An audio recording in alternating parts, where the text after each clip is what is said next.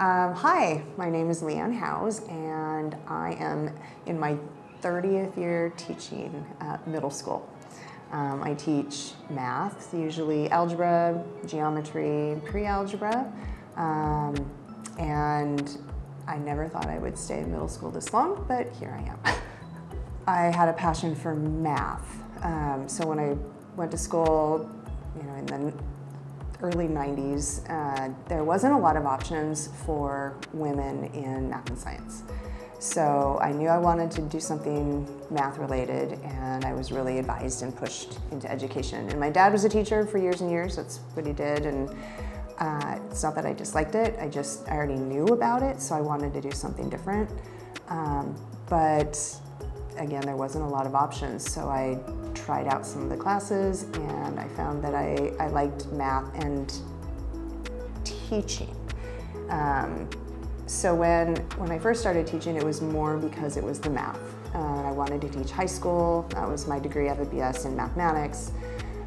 But because I was a new teacher, you don't get to choose your classes that you teach. You get what's available. And so I had middle school courses that I taught at the school I was at. It was not K-12, it was 6-12. And so that was my original introduction to middle school. And I kind of hung around in middle school for a while, and then here we are 30 years later. When the kids were little, I only taught. I didn't do anything extra. I didn't do any clubs, I didn't coach.